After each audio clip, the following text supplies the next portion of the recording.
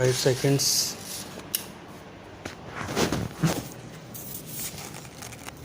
I am extremely happy to be here with all of you at the International Day of the Disabled Persons. This occasion signifies the triumph of the human spirit, and India joins all other nations in saluting it. I extend my hearty congratulations and greetings to the winners of the National Awards for the Welfare of People with Disabilities this year. These national awards recognize the outstanding achievements of these persons with different abilities. They symbolize that disability is no impediment to attaining excellence and that disabled people are second to none in any activity. I would like to felicitate the awardnees in all categories, especially the disabled persons whose extra dedication and courage have been recognized through this award. Equally important are the institutions and individuals that have helped bring persons with disabilities into the mainstream. I am pleased to see in this hall so many award winners and other dedicated persons who are themselves disabled or working for the cause of the disabled.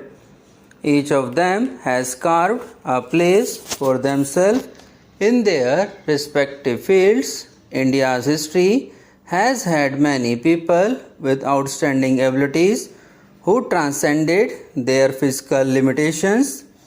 The philosophy of sage Ashtavakra, the bravery of Rana Sanga, the poetry of Surdas are a cherished part of our heritage.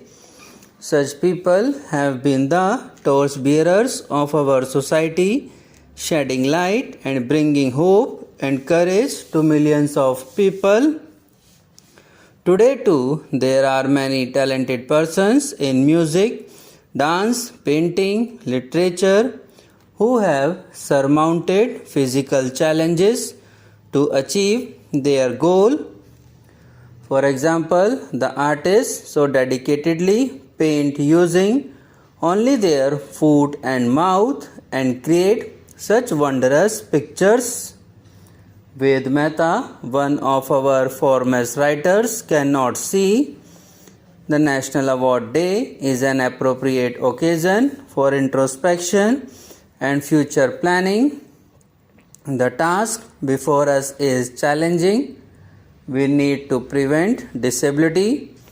We also need to train and rehabilitate disabled people through education, training, and productive employment. Prevention and early detection of disability needs good health services. Nutrition, family planning, and immunization programs like the Pulse Polio have to be strengthened. In this connection, I am happy to announce that the National Pilot Project for Early Intervention to prepare the mentally challenged persons to integrate with family and community that I had inaugurated in June this year is being extended to cover 1 lakh children. We can take the help of technological progress for the disabled persons. I would like that the price of all such aids and appliances is reduced through appropriate social and government intervention so that even the poorest person can use these devices and improve the quality of his life. The physical environment in which the disabled live and work has to improve. Facilitating access to building and public transport can go a long way to easing the difficulties which disabled persons encounter. Constructing ramps, modifying transport, etc. will help create a barrier-free environment for the disabled. Such efforts would give greater autonomy to the disabled. Society owes this much to our disabled citizens, as often it is the socio-economic conditions that have created the disability. We must use the many scientists, engineers, and technicians, both in the government and in the private sector, to research and develop techniques and products that will benefit the disabled. The social sector has so far been the responsibility of the government. Liberalization is now transferring more responsibility on the private sector. The government and the non-government sectors have to work together, especially in the social sector. Laws have to be changed to facilitate the disabled. The society's attitude too must change from pity to active compassion. Only then can the disabled get their rightful share of all benefits that society can offer. Healthcare, education, and employment are the critical areas where the disabled need greatest support. They also need social rehabilitation, both within their families and in their neighborhoods. There are rigidities in the system because of which the disabled are not able to use even the facilities that the law provides. There are few facilities that will help them even cast their vote. These legal, administrative, and physical barriers must be removed.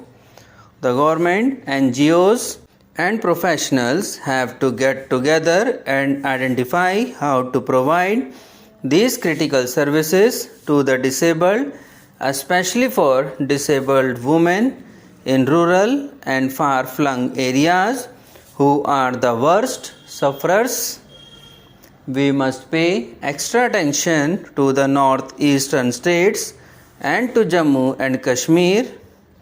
I again applaud today's awardees for doing so well in their chosen fields despite several odds. Their success is due not just to their indomitable spirit but also to the wholehearted support of their family and community, which needs to be acknowledged. India has to work tirelessly to create a society where the disabled are fully integrated in the daily lives and in the hearts and minds of all of us. They too are a part of our precious human resources, and they too can and must contribute equally in nation building. I hope and trust that this shall be achieved in future.